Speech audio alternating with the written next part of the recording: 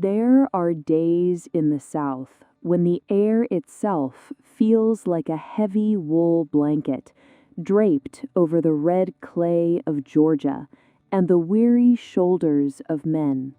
In Douglasville, the sun has a way of leaning on you, asking you to slow your step and mind your own breath.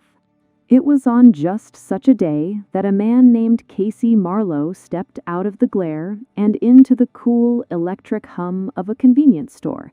He was looking for nothing more than a cold drink to wash away the dust of the afternoon, a simple mercy for a simple thirst. But life, in its infinite and mysterious weaving, often hides a cathedral of grace inside a common corner shop. Casey reached into his pocket, searching for the leather fold of his wallet, only to find the hollow echo of denim and air. He had left it in his truck, parked just beyond the glass doors, resting on the seat like a forgotten promise. He felt that small, sharp sting of embarrassment. The kind that makes a man lower his eyes and offer a quick apology to the line behind him. But before he could turn to retreat, a hand moved. Not a hesitant hand, but one steady with the weight of intention. A man named Mario stood there, a stranger with a quiet face, and he laid down the silver and the paper to pay for another man's thirst. It was a small thing. A gesture that might take 5 seconds and cost less than a handful of coins. But we must remember, my darlings, the grace of the small. Casey was struck by the ease of it, the way Mario didn't wait to be asked, didn't look for a reason to say no, and didn't expect a single thing in return. They walked out into the heat together, and as the trucks rumbled by, they began to talk. You see, a conversation is often just a bridge we build to see if the ground on the other side is as shaky as our own. Casey learned that Mario was a man walking through a valley of shadows. He had been evicted. He was living in a motel room with his family. He was a man who didn't have a permanent roof to call his own, yet he was using his last few breaths of financial oxygen to lift up a stranger. Mario was working, mind you. He was striving. He was trying to stitch his life back together with the frayed thread of hard times. Think of the heart it takes to give when your own cup is nearly dry. Think of the spirit that refuses to let poverty of the pocket become poverty of the soul. Casey Marlow looked at this man and didn't see a victim. He didn't see a statistic or a story to be pitied and then forgotten. He saw a king in a motel room. He saw the quiet, thrumming power of the human spirit. And so Casey took to the digital town square, that vast, swirling world of glowing screens and hurried messages. He told the story of Mario. He told the world about the man who paid for a drink while his own house was gone. He didn't ask for a mountain. He only asked for a few pebbles, believing that if enough people tossed a stone, we might just build a monument to kindness. He told his neighbors, together we can make a big impact.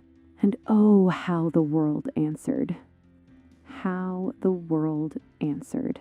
It was as if a spark had been dropped into a field of dry grass, but instead of a fire that consumes, it was a light that restores. In 1 hour, the numbers began to climb.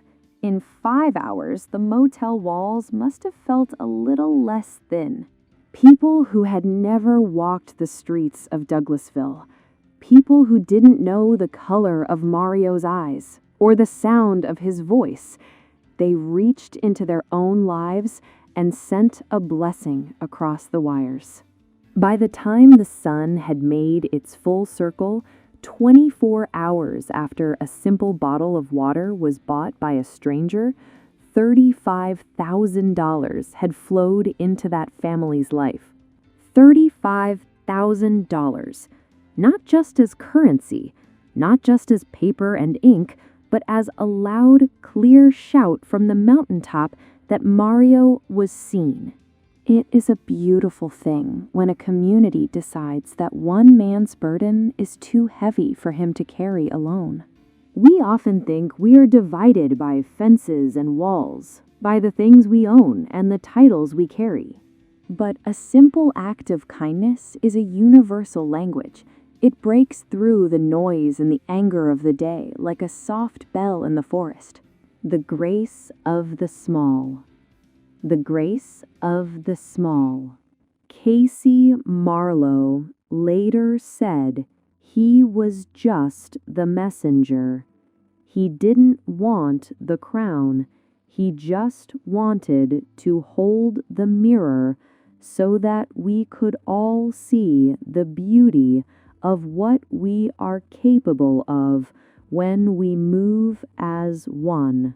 He said he couldn't do it alone, and that is the great truth of our journey on this spinning earth. We are all just walking each other home.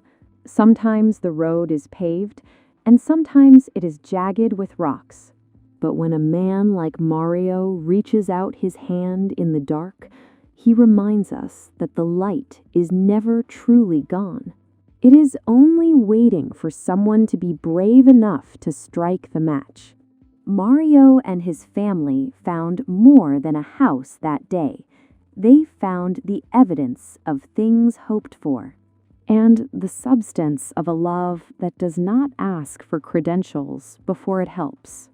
Let us remember that convenience store in Georgia. Let us remember that missing wallet and that steady hand.